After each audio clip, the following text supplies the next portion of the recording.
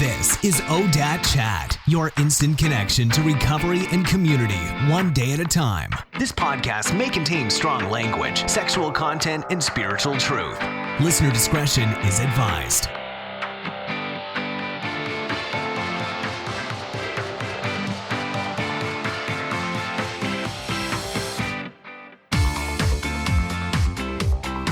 Hi friend, welcome to another episode of the ODAT Chat podcast. My name is Arlena and I'll be your host. If you haven't yet, don't forget to subscribe on iTunes, or you can get new episodes delivered right to your inbox by signing up for the newsletter at odatchat.com. If you're new here, this is a podcast where my guests and I talk about how to recover from alcoholism and addiction. We typically spend the first half of the podcast on the backstory, but the magic is really in the solution, which is what we try to focus on. I'm looking to uncover the moments of clarity, the revelations, and the tools and practices for healing which lead to long-term recovery. This episode is brought to you by my free 7-day Connection Cure Challenge, how to overcome isolation and attract your tribe in 7 days. So I know what it's like to feel overwhelmed by life and lonely because all I want to do is isolate. But I found a solution that changed my life forever and I want to share it with you. It's a free online course with a downloadable worksheet. So if you've ever struggled with loneliness and isolation, then you absolutely need to take this challenge and experience the relief that comes from feeling supported and really connected. Sign up for free today at soberlifeschool.com. Today, I'm talking with a world famous tattoo artist out of Shamrock Tattoo in Hollywood, California, and the author of the book Smile Now, Cry Later, Guns, Gangs, and Tattoos, Freddy Negrete. His work is actually stunning. You can see some of his work on his website, freddynegrete.com, or his Instagram, which is Freddy_Negrete. I'll actually leave links in the show notes so you can check it out there. He shares about what it was like growing up with a Jewish mother and a Mexican father, around gang members in the neighborhood. We go over how he got caught up in that world, the drugs, crime, and violence, and he talks about losing his son to drugs as well. Ultimately, he shares how he was able to transform his life and how he helps others through the book he published with his good friend, Steve Jones. I would actually like to take a minute just to thank Amy Dresner for hooking me up with such an awesome guest, and Steve Jones for helping me set up the interview, and of course, Freddy for being willing to share from the heart so that others might be given the hope of recovery. So with that, please enjoy this episode with Freddy.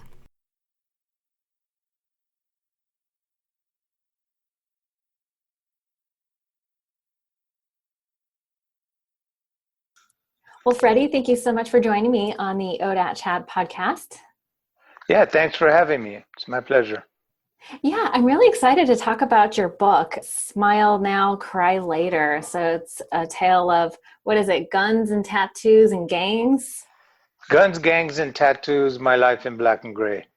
That's amazing. I'm going to have to ask you at some point about the story behind the title, the Smile Now, Cry Later part, because I feel like that's sort of the purpose of drugs, right? It's to make you smile now so you don't have to cry, right? Yeah, it kind of, actually, I was the one that connected the two. Did you? Yeah, the comedy. So I'm famous for the Smile Now, Cry Later tattoo design of that mostly gangsters get.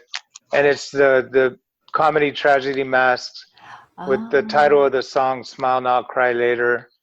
And it kind of means, yeah, you're living fast right now and you're laughing and smiling, but your day's going to come and you're going to pay and you'll be crying later. Yeah. Isn't that the truth?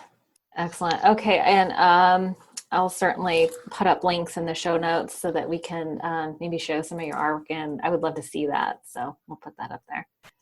So typically how I start the podcast is I'll ask you what you do professionally, and then we'll talk a little bit about, how you grew up and things like that. So what do you do professionally?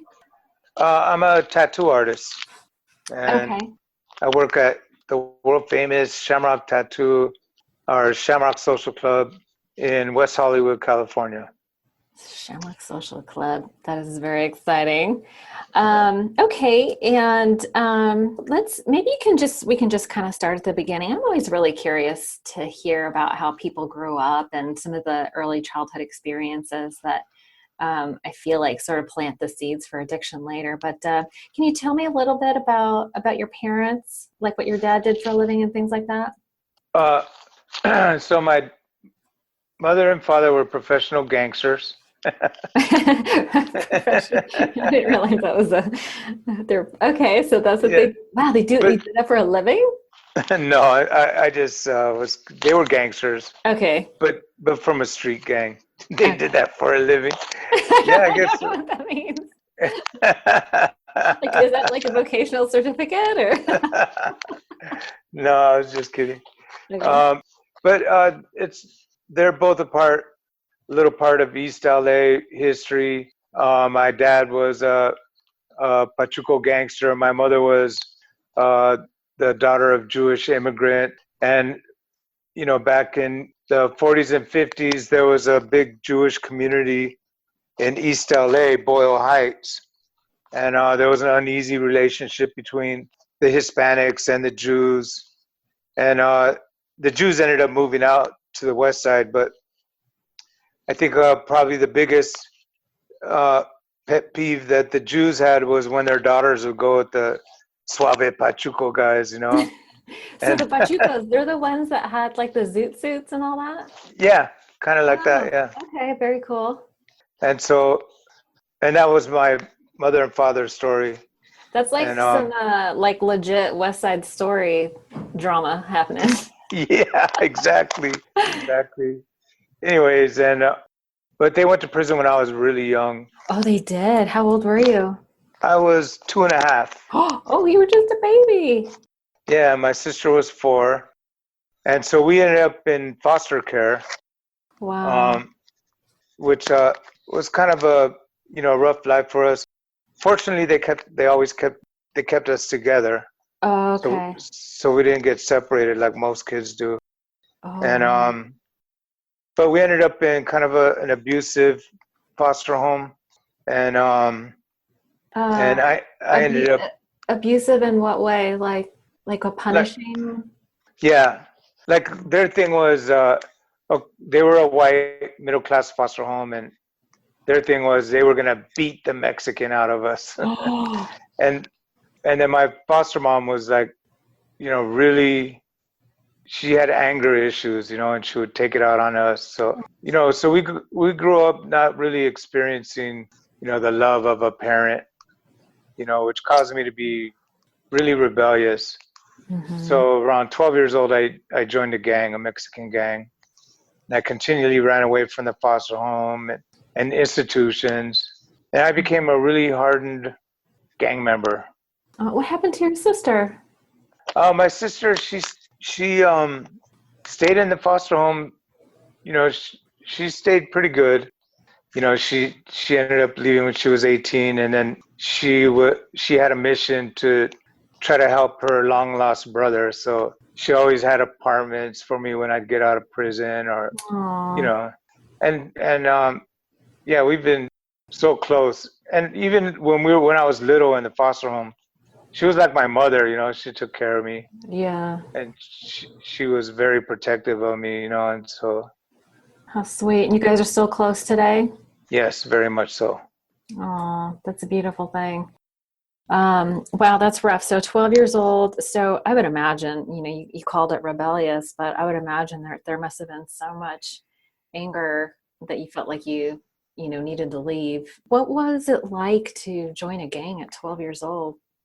Well, it was rough, especially for me because, you know, um, I kind of grew up in the white neighborhood, and I went to school with all those guys. And when I made like the transition from like a little surfer kid to a cholo gangster, people questioned it and would be like, "Hey, isn't this Freddie Barker?" That was the foster parents' last name and stuff like that. So I had to try extra hard, and I became a really crazy gang member, and very much devoted to that lifestyle.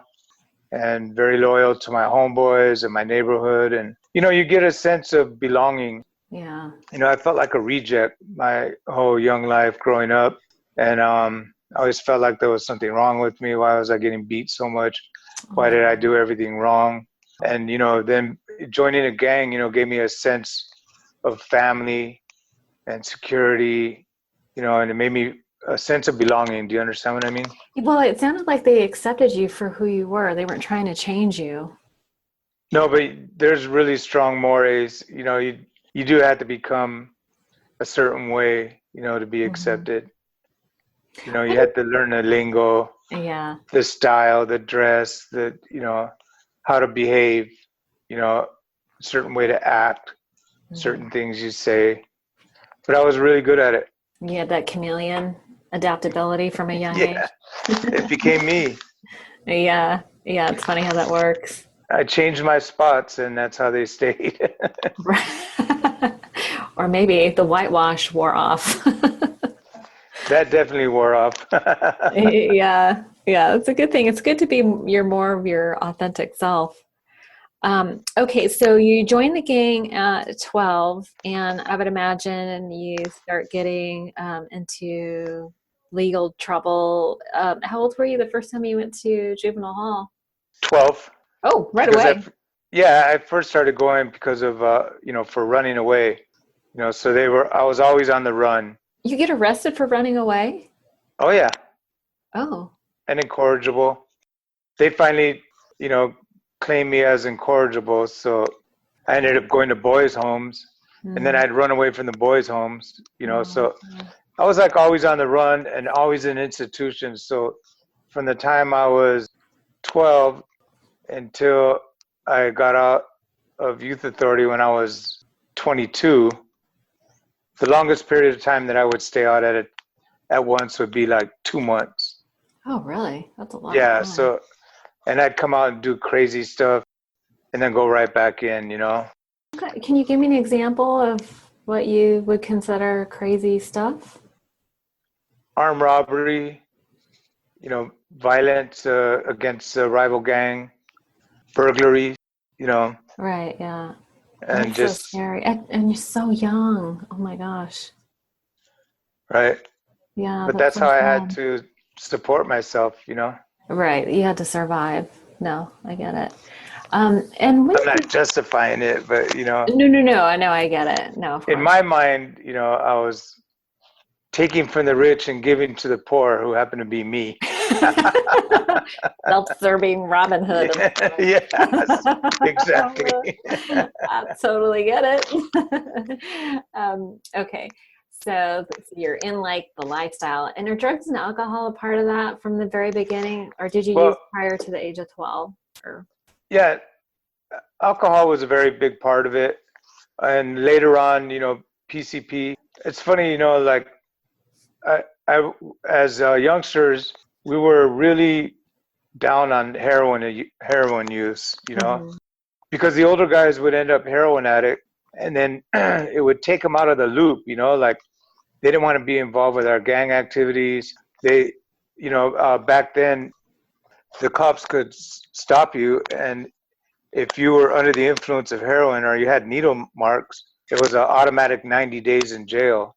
Oh, really? So they were always in the cut trying to hide and always somewhere nodded out, and they weren't and so we were down on that, they would even fraternize with the enemy over heroin deals and stuff, Like that was the common ground they had with the enemy, is that they both had junkies that needed drugs. Yeah, and for them there was something like a bigger thing to be loyal to, which was their addiction.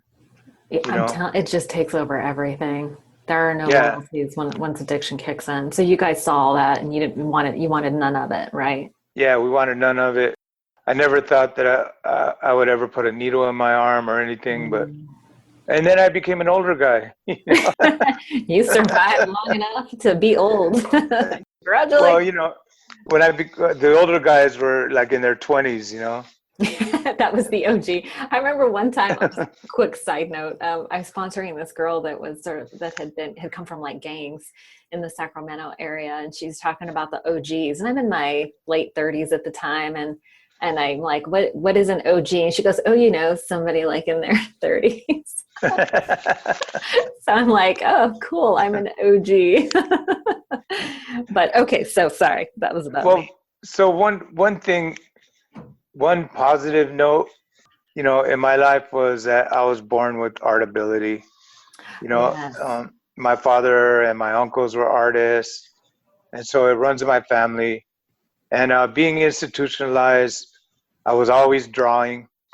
And being a Chicano Cholo kid from the neighborhood, we had a certain subject matter that was very important to us. Drawing little cholos and cholas, revolutionary type art, like Pancho Villa and Zapata, Aztec imagery, like because we viewed ourselves as warriors, and we saw our heritage as being from the Aztecs. And then religious art was very important to us because our parents, were Catholic. Your dad was Catholic? Yeah. Mm-hmm. My dad was Catholic. My mom, of course, was Jewish, but yeah. she kind of rebelled from that. So pictures of Jesus and Mary and crosses and rosaries and roses and all that. So all those images were very important to us, and it gave me subject matter to develop my art until eventually, and tattoos were very important too. Where did you learn to tattoo? Was that in jail? Yes, I mean, I tattooed in the neighborhood, by hand poking, and there were older guys that would come out of prison in my neighborhood that were pretty good at it, and they taught me how to do it. And so I was like the go-to graffiti guy and tattoo guy for all my homies. And then when I was in youth authority, I ended up in this program for like criminally insane kids called Shamrock. And a very unique program because the staff there decided, okay, this is the way we're going to deal with these guys. We'll let them, their policy towards us was one of leniency. We'll let you tattoo. We'll bring you pornography. Ooh. We won't search your cells as long as you don't kill each other. Wow. So can we just take a step back? They labeled you criminally insane. At what age? So I was 17 at the time. Oh, you're almost an adult at this time. Right. Yeah. Okay. Wow, that's a heavy label to put on somebody, but okay. Yeah, and so in this program, it was like when you were the worst of the worst in youth authority. One more thing, and they would just give you a B number and send you to prison. They were somewhat reluctant to do that. So what they do is once you got in big trouble, they would send you to prison for 90 days in this lockup facility. I think hopefully, giving you a taste of prison, maybe trying to scare you straight or something like that. Yeah. And then, but all it did was made us tougher. And then they'd send us back to this lockup program called Shamrock that was like the oldest building being used in youth authority. It looked like a dungeon. Yikes. It was an awesome experience in my life. And it was an awesome experience? Well, I don't mean like, hey, totally awesome. Just like, you're all, that was so fun. It was like incredible, like just life-changing. It was good and bad. Yeah. It was just a weird experience. How did that experience change you? It didn't scare you straight. No, it didn't scare me straight. But we learned how to make the homemade prison tattoo machines. Oh, okay. And with the staff letting us tattoo, I ended up tattooing every day. Oh, and I got really good at it. Yeah. To where, so when I got out, I started tattooing out of my apartment. And I was still, pretty much hardcore gangster. And at the very same time, these guys, Good Time Charlie and Jack Rudy, they opened up a tattoo shop in East LA on Whittier Boulevard. And they quickly realized that, hey, these people, they don't want traditional tattoos. They want their tattoos to look like they were done in prison. And they did their best to accommodate that. And they were both good artists. Jack Rudy, he had experience. He grew up in the Chicano neighborhood, so he knew kind of the images that Chicanos like. And anyways, people would come to me and show me their work from the tattoo shop. I would send people over there. Eventually, I went over there and I met Jack. And right after that, Ed Hardy bought that shop. Oh, very cool. Yeah, Good Time Charlie sold it. And he bought it and hired me. And so together, myself, Jack Rudy, Ed Hardy, Mark Mahoney, Bob Roberts, we introduced a new style of tattooing to the tattoo world called black and gray realism. And but it has all its roots and foundation in the Chicano Cholo subculture and the California prison system. Wow. But now it's a global phenomenon. It is. It's like mainstream now. Yeah, yes, very much so. So can you distinguish, I think that art has evolved so much that it's difficult to distinguish like what came from prison and what people are they just consider art now. Well, I think it's all considered art now. Yeah, for sure. But we can definitely attribute black and gray realism to having its beginnings in California prison. Right. But you wouldn't consider, like I see girls now, it's so interesting, like girls in their 20s are getting sleeved so frequently now. Like I bet you see it all the time, right? Like that used to be really uncommon, but now it seems to be pretty common. Yeah, it was very uncommon. I mean, when I first got out of Youth 30, so that's 1976 and early 1977, and I was covered with tattoos. You just didn't see it anywhere, anybody. Yeah. And I would sport them proudly, wear a tank top all the time. But like if I went to a public place like Disneyland, people would be shocked to see me with all my tattoos. Funny. But the funny thing is that little kids loved it.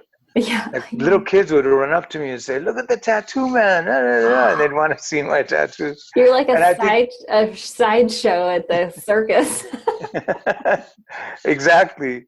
Right. But I did realize one thing. I realized that tattooing had a good future because the kids loved it. Because the kids loved it. Yeah. Interesting. Okay, so let's fast forward a little bit. So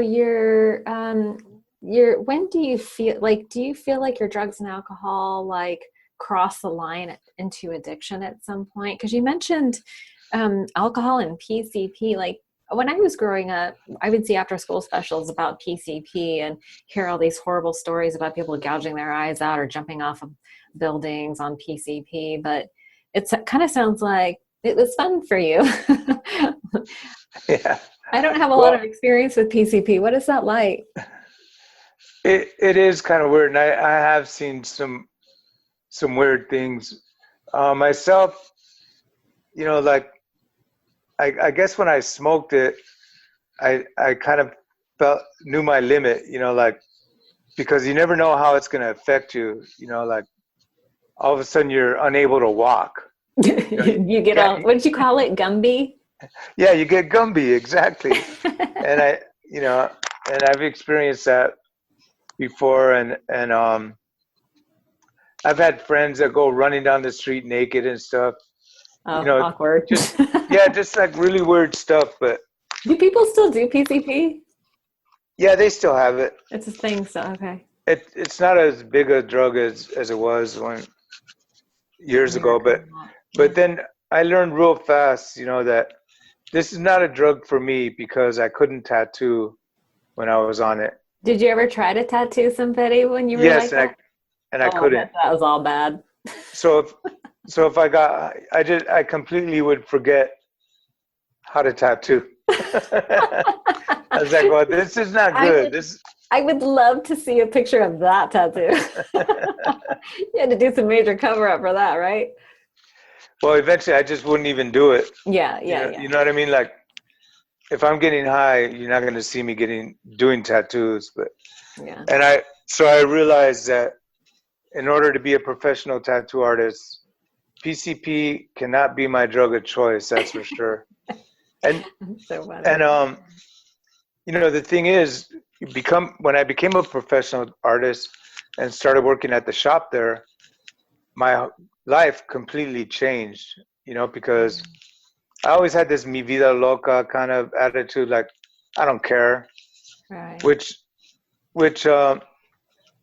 is a big stress reliever, that's for sure. When you don't care about nothing, nothing's gonna stress you out. I guess, yeah. And it's hard to live that lifestyle though if you want to be a professional or a family man or exactly. Yeah. And that, you know, all of a sudden I had something to lose, you know. Right. And so you were I'm sorry to interrupt you, but you were married and you had a son, right? Yes. Lorenzo. So tell me about what your family life was like. So you get married. How old were you when you got married? Around 23. Oh, you're young. Okay. And did you have a child right away? You had Lorenzo right away? Actually, Lorenzo came from my second marriage. Oh, okay. So my first marriage came not long after I became a professional tattoo artist. All of a sudden I was making money and my life had changed. I didn't want to gangbang anymore. I didn't want to be a part of that. I didn't have to steal or anything like that. Were you sober? I drank, but I wasn't really, you know, like you were functioning. You weren't out of control or anything. Yeah, I wouldn't drink and work or anything like that. Just after work the party would be on, you know. So but and then I got married, you know, and got a house and a car and all that stuff. And it wasn't long after I got married that I started using heroin. And I think for me, it was like, you know, my life is going so good and everything is beautiful. And then my brother-in-law turned me on to some heroin, and I felt like it made things even better, you know? Like, yeah. It was that Suddenly kind of thing. You understand why, like, all your older gangbangers, you know, stopped running with the boys and checked out of life, basically. Yeah, so, you know, and it created a lot of trouble for me. You know, of course, I ended up it started me on my lifelong journey of on again, off again heroin abuse. Why do you think that the lure of heroin is so strong? Well, for one, have you ever done it? No. I saw too many after-school specials. I was too scared. Actually, I didn't want to put a needle in my arm, and it wasn't until I got sober that I found out you could snort it. Thank God I didn't know that. Right, or smoke it. Yeah. And now I think all the heroin addiction, pretty much most of the heroin addiction today starts with, you know, opioids. Painkillers. Yeah, painkillers. Oh, I know. We didn't have those back then, but yeah, you know, I think it's because it makes you feel good. It gives you a warm feeling in your body, and it's a good feeling. You can't deny that it makes you feel good. And then, you know, it kind of eliminates worries and concerns. You know, like when you have a heroin habit going, you're not so worried about anything, you know, except getting more heroin. Yeah, it just takes over your whole life. Yeah. So, okay, so you're tattooing, you have a family, but the heroin is starting to take over your life. And how is it that you were able to quit? Like, what happened that you had? I mean, I know you had some gangbangers bring religion to you. Is that how you had your like spiritual experience and get sober? Yeah, exactly. for that, in that part of my life. I mean, so the way I would do it, I'd be addicted to heroin. I was still able to work and all that stuff and support my habit, but it brought a lot of misery to my family, and I still had that gangster attitude. I wasn't a faithful husband, and I found my life was falling apart because of this addiction. And back then, some of the guys that I knew from prison, these just hardcore gangster guys, I knew them as killers, and they'd go to the tattoo shop wearing ties and dressed up, and they had Bibles in their hands, and they'd be talking to me about God, and love and different. And I was impressed with that. I was like, what's this all about? Yeah, such a dramatic shift. Right. And, so I started I went to a couple of services with them, and eventually at one of the services, I really got touched, and I gave my life to Christ. And I withdrew off heroin cold turkey, and I didn't really feel any withdrawals, What? So yes. you had the and listen, I grew up in the church too, so I know what like those spiritual experiences can be like, but you had one that was so significant, like the spiritual awakening that did it just change you forever? It did, of course I backslid and all that eventually, but I stayed with it at that time for a good 7 years or so. I even went to college. Oh, you did? Yeah, and I got a degree in biblical literature.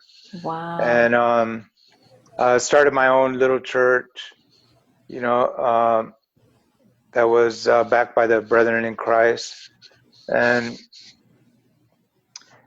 I couldn't hold on, I couldn't hold on. And actually it was that same pesky problem I had of being unfaithful in my marriage, And when my marriage fell apart and I could no longer function as a person, devoted to preaching the word and helping and teaching people, I ended up back on drugs. Yeah. So what was it living in direct conflict with your principles that created like all the guilt that compelled you to use again? Like, do you feel like that's what took you out? Yes, exactly. It's tough. It's tough to live with a foot in each world. You're doing all this spiritual, godly work, and then having a compulsion is really what that is, right? Like a love addiction, a compulsion. Yeah. And, when, and actually I exposed it myself because of the guilt. I mean, I was able to do things before without feeling guilty about it. Mm-hmm. But, and my wife wasn't having it, and we separated, and I just became so depressed and feelings of guilt, and I just started hanging out with the homeboys again and getting high, doing heroin. Eventually, I went through the methadone program.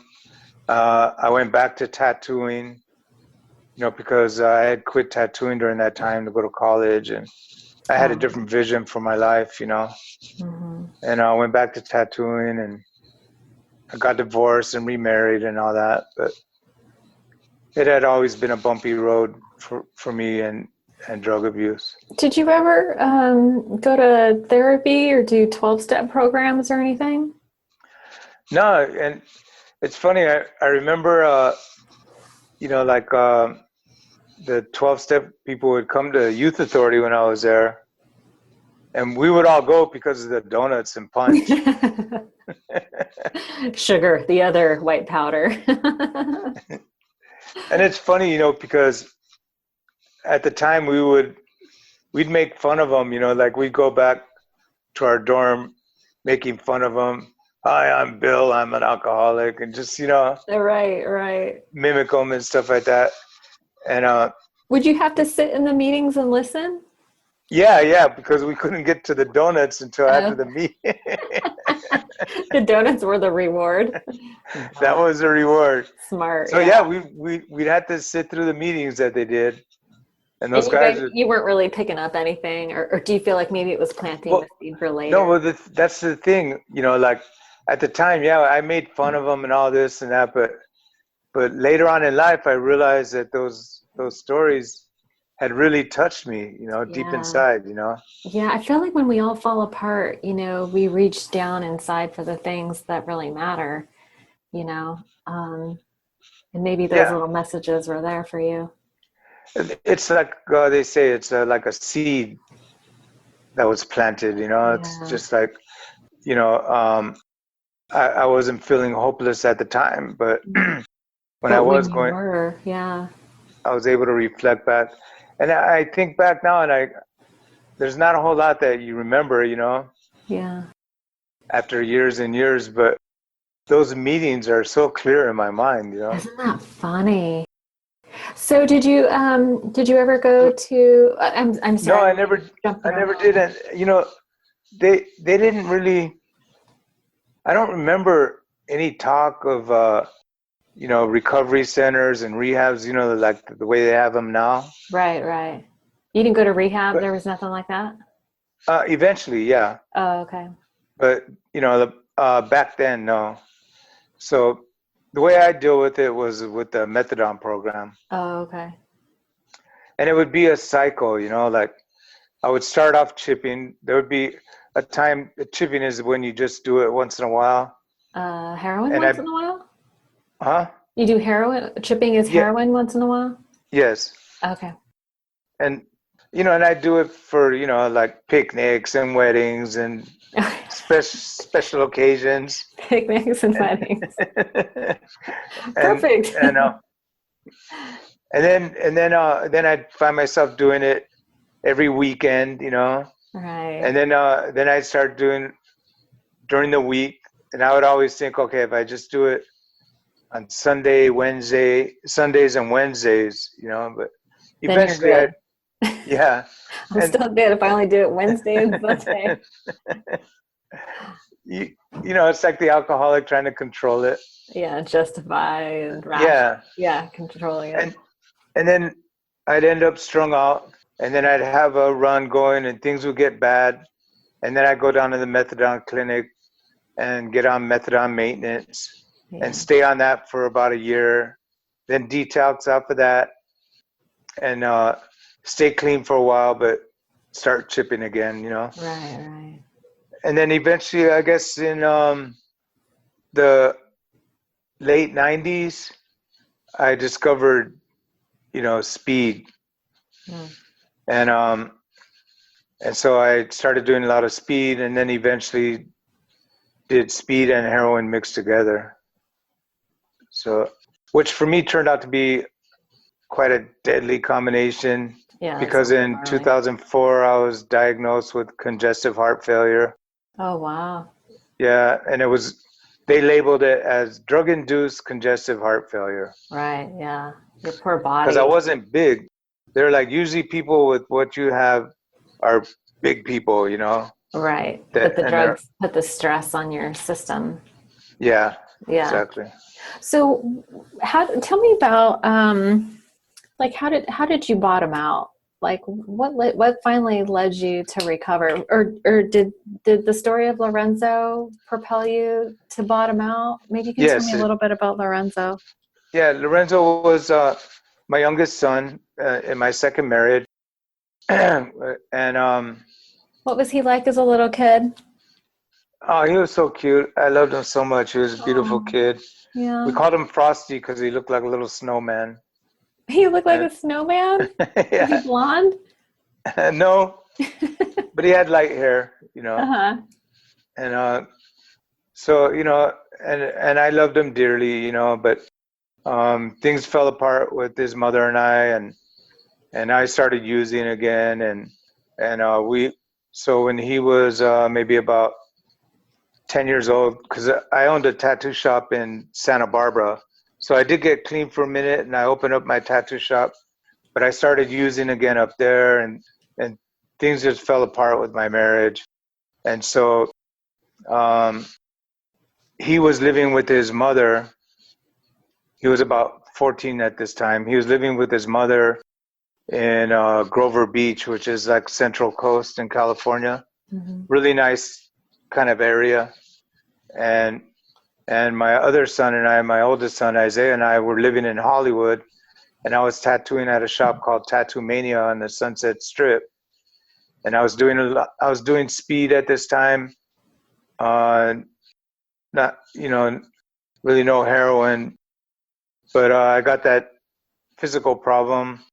At the same time, my youngest son Lorenzo started getting in trouble, and his mom wanted to just stick him in juvenile hall and camp and stuff, and I didn't want that, and so her and I had a custody battle, and and I got custody of him, and so I brought him to live with us in Los Angeles, and he ended up joining the same gang as I was a member of, almost kind of like following my footsteps. Mm-hmm. And to tell the truth, I got custody of him and I brought him to Los Angeles, but I wasn't that great of a father at all.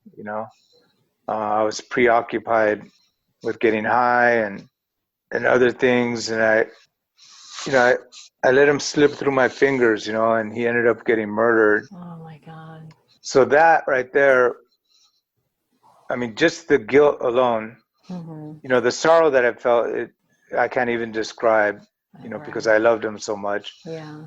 But also the guilt, like this was my fault. I'm the one that brought him over here, and then I wasn't a good example, and I wasn't a good father. And so, at that very same time, I had this friend. It's kind of a wealthy friend that was, had a construction company in Seattle, and he was going, look, I'm gonna do something to cheer you up. I'm gonna come down, and we're gonna build you a tattoo shop, and you could pay me in payments, and all this. So he came down, but really he was just trying to escape his own life, Mm-hmm. And he rented an apartment in my building, and together him and I just became this hopeless drug addicts with speed and heroin, pills, and and I felt I could feel my health getting really bad, and eventually I was arrested, and I went to prison. So, when I went to prison, I was taking the medication, all that stuff that I was supposed to take. So I felt a little bit better, health-wise. But when I got out, I went right back to using immediately.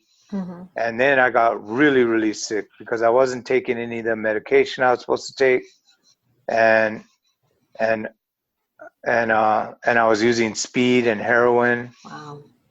So then I got arrested again, and when I went into the county jail that time, now I was on parole, so it was a parole violation, another possession of heroin and speed. So I was definitely looking at going back to prison. But the withdrawals triggered my heart condition, and I got really sick to the point where I had 3 heart attacks in there. Oh my goodness. And I it's funny, I couldn't get up and walk around, so I had to stay in a wheelchair. I couldn't even lay back because I couldn't breathe. Yeah. So my lungs were in failure, my liver was in failure, and I was a mess, and I was certain I was going to die. And I remember after the second time I was taken to the hospital and then taken back to the jail, I remembered a story from the Bible of this prophet who went to a king and told him, you know what, your time is up. Get your affairs in order because you're going to die. And then the king went to God and asked God for more time, and God gave him 15 more years. Are you familiar with that story? Yeah, it's ringing bells here. So, I had to climb up these 2 little flights of stairs to get to the 2nd floor so I could be alone where I could pray. And I was determined I was going to ask God for more time. Yeah. And I just said, God, I'm not going to make any promises because every promise I've made, I've broken. But I'm just asking you for a little more time so that I won't die in this wretched county jail, and I can have a chance to redeem myself and be an example to my son who's still alive. And the next morning I had a heart attack. But something was different. That whole time I was there, I was certain I was going to die. I just felt I was giving up on life. I felt no more life in me. And all of a sudden, on the way to the hospital, I was certain I was going to live. Wow. And I believe that God gave me the faith that I needed for him to really touch my life, because in the weeks that followed, I made a miraculous recovery. My heart was enlarged nearly out of the cavity. Wow. It reduced in size. It was beating at under 10%, and it was beating again at 30%. And I'm telling you, those doctors were all amazed because they never saw anybody's recover that way. Yeah, your heart, once it gets damaged, it doesn't regenerate. Fix itself. You know. No. And so, did you get your 15 years?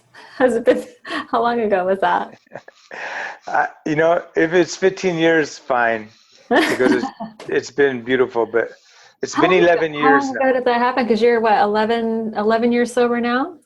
Yeah. So, 11 years now. Wow. I count that time that I had in the county jail because after I prayed and I made that recovery, I knew in my heart that I was never going to use again. And I know that's a dangerous thing to say and to think, but I just felt confident about that. But I just had to find out how am I not going to use again? Yeah. So, and I could have got high in there. There's plenty of drugs in jail. I'm sure. So, and then, another miracle, they wanted to send me back to prison, and my lawyer was telling me, look, they caught you red-handed. You're on parole. They have every right to search you. Excuse me. You don't have a case. So they're offering you 2 years. So just take the 2 years, because if not, they're going to give you 4, So because of my health issue and everything, I was able to postpone my appearances, and meanwhile, whenever I'm in the county jail, because I know all those sheriffs, I tattoo them, and they know me as a sheriff. Oh yeah, tons of them. Wow. And they know me as an artist. I painted murals in the county jail before, so the captain had me paint this big mural, in there. So I did 2 murals, and the captain, they also have an outreach program where they do boxcar racing for kids. And they had me pinstripe the boxcars and write the kids' names on them and stuff. So I remember my last court, I was telling my public defender, hey, just postpone it for 2 more weeks. And she goes, I can't keep postponing it, and just right. I go, just give me 2 more weeks. Because I go, what if I get a letter from a sergeant or somebody? And she's going, they don't do that. They will not write letters. And I go, just give me the 2 weeks. So I went to the sergeant and I go, do you think the captain will talk to me? And she goes, well, he's not captain anymore. He's commander of all the jails. So he got promoted. Wow. And I go, well, do you think he'll talk to me? And she goes, what about? And I go, I want to see if he'll write a letter for me to the judge, because I don't think prison's going to help me at this point. I think I need a program. And I want the judge to send me into a rehab program. She goes, oh, I don't think he'll do that, but you know what? I'll tell him. So she never said anything, and I didn't say anything. I thought it was a hopeless cause, and I was going to go ahead and take the 2 years. Mm-hmm. I had made my mind up. And Wow. anyways, when I went to court, my lawyer came down and goes, "Wow, the judge went through all the files and pulled yours out, and said this guy's going to rehab." Wow. So you went to rehab. Yep, I went to Beit Teshuvah. Okay, Which is, it's the Jewish. It's a Jewish rehab. It's a great place. You don't have to be Jewish to go through there, but they claim they have a 3-pronged program, which is the 12 steps, psychotherapy, and Judaism. Okay. Like the ethics of Judaism, and it was good for me because I was able to discover, things about my heritage. My mother's Jewish. Yeah. But I went over there and I was determined to do everything they asked. I was going to do this program, and it was the beginning of a new life for me. It's been an amazing ride, let me tell you. So tell me what's happened. Give me some of the highlights of what happened since you've been recovered, because I know you've been doing art. You're in Hollywood, right? So yeah, you've been on movie sets. You've tattooed celebrities. Tell me a little bit about what life has been like since you've been sober. Well, the movie stuff I did years ago. During the time that I was not using. But since I've been sober, I got a new focus on the work that I'm doing, because tattooing had, all this time that I wasted on drugs and wasting my life, tattooing made leaps and bounds, and the quality of art and the artists that were doing it, so I felt like I was behind and I needed to be reteachable, Right. and learn from these younger guys and these great artists, and so that I could develop again as an artist. And I was like a youngster developing, Yeah. Re-inspired and in your new passion for your art.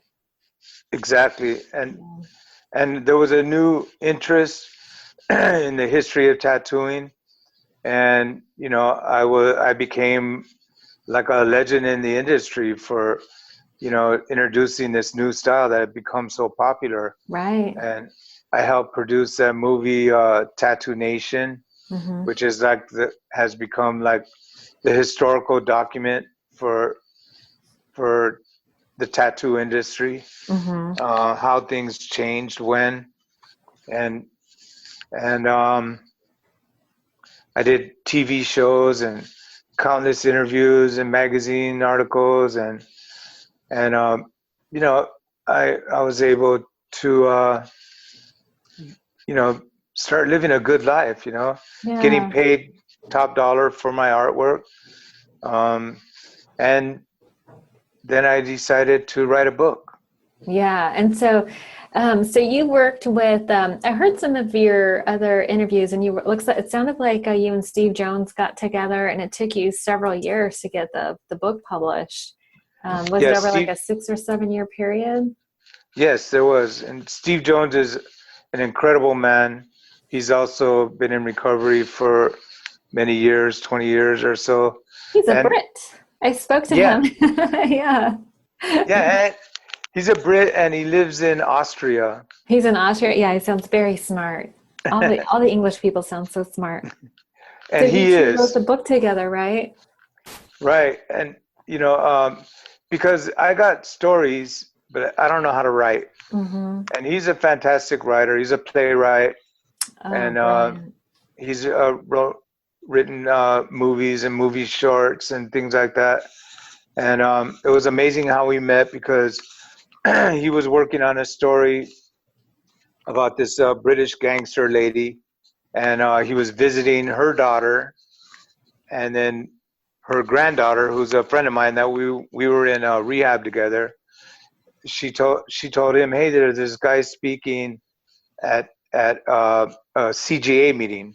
CGA is Criminal and Gangsters Anonymous, that's kind of an addiction too. I So imagine. Adrenaline junkies, huh? yeah. So he came to hear me speak, and I had already in my mind wanted to write a book. And then we went for coffee after him. And when he told me he was a writer and everything, I told him my interest in writing a book. And he claimed, well, he'd never done anything like that, but maybe he could, steer me in the right direction. Yeah. So we exchanged numbers. And then the next day he was driving to San Francisco, and he says it just hit him like a ton of bricks. He's like, you know what? I'm going to write this guy's story. Wow.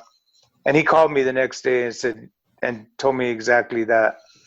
And it was the beginning of a fantastic friendship and a working relationship. And we were long distance, but thank God for Skype. I know, right? Yeah. Yeah. So we did 2 or 3 years of just interviewing over Skype, and he would record it. He was he did the work masterfully, just. Yeah, he did a great job. It's amazing what he did. And we had our struggles. We couldn't get a publisher. We couldn't get an agent. Yeah. Nobody wanted to represent us. And then we did get, it was a miracle how we got an agent. And then we couldn't find a major publisher. We're almost ready to, publish it ourselves, just independent. Yeah. Uh-huh. And then all of a sudden we got a call from 7 Stories. They're a great publishing company out of New York. Wow. What was that like to get that call? You guys have been working so hard on it. Yeah, and it came not long after, Powerhouse made us an offer, so we went to New York to talk to them, and they liked our proposal, but they wanted to do like a coffee table picture book. Oh, because they want your artwork. Yeah, they just wanted my artwork with some text. Mm-hmm. And we were, no. This is about this. And they had a good offer of money, and our agent was like, you guys should take this deal. I mean, it's a good deal, and we're like, no, it's not what we want to do. You guys were never about the money.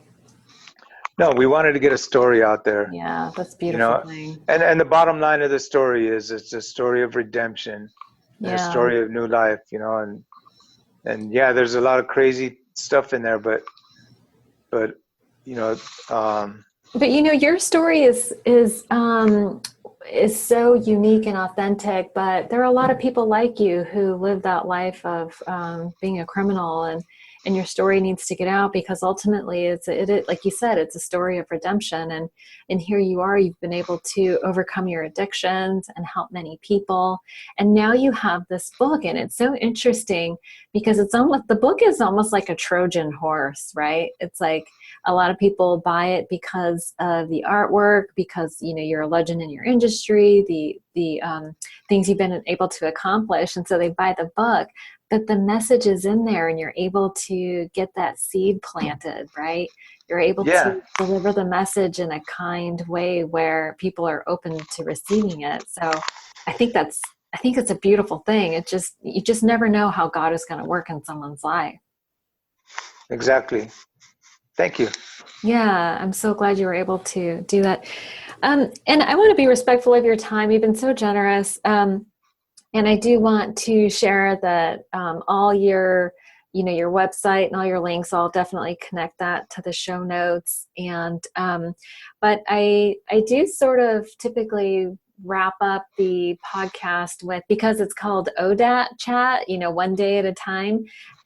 Maybe you can just share with me how you maintain your sobriety, either daily, or do you have like a weekly routine, or what is it that keeps you, what do you do to maintain your sobriety today?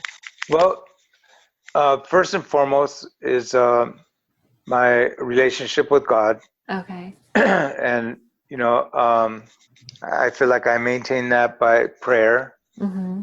and by trying to let God walk in my shoes, doing the right thing. Yeah. Making the right choices, doing what's good, doing good things, and just trying to be a good person, and that brings you closer to God. Yeah, you do a lot of good service work. Also, the fellowship. Mm-hmm. I have my home meeting, and I associate with other sober people. Mm-hmm. And so you got to stay, close with the people that are on the same journey as you. Right. And then the giving back. I work at 2 different treatment centers. Oh, you do? Yeah, I lead group therapy at Beit Teshuva, Mm-hmm. and that's a young people's group, so it's mostly young heroin addicts, and it's always a good group. The kids love me, and we have heavy discussions in there. And then I also lead a spiritual group at another recovery center called ARC, our Authentic Recovery Center. So, and that's a good group too, because I'm able to talk a lot more about God, because it's a spiritual group, Mm-hmm. and it's a 12-step program, and it's a spiritual program. So Yeah. I never feel bad about sharing that. My particular faith is in Jesus, Mm-hmm. but I can't really, like talk about one specific denomination. So I just refer to, try to get them in a closer walk with God, Right. and let God lead them from there. Yeah, let God do his job. Right. Yeah. And that's the number one thing that people struggle with, in the 12-step program. Is finding a higher power that works for them. Yeah. Yeah. And so I try to, the knowledge that I have, and my experience, I try to get that across to them, and works good. People open up. Yeah. Yeah. I feel like it's that heart level connection, when you share honestly and openly, you're speaking that heart language, and people really connect to that. And I feel like that's what we need. We just need to be loved. We need to feel connected and supported, and learn about who we are and how to get better. So listen, I just want to thank you so much for your time. I applaud all the great work that you're doing, and I'm excited that you were able to join me on the podcast today. I'll certainly leave lots of links in the show notes. But Freddy, I hope you have a great day, and thank you so much for joining me. Okay, thank you. Okay, bye-bye. Bye-bye.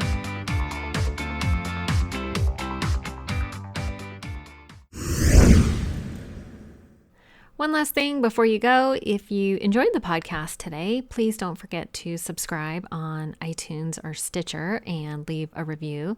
And if you'd like to make a donation to the podcast and help me keep the lights on, you can do so by visiting odatchat.com. There's a donation button or membership button on the right-hand side. Have a great day. Thank you so much for joining us.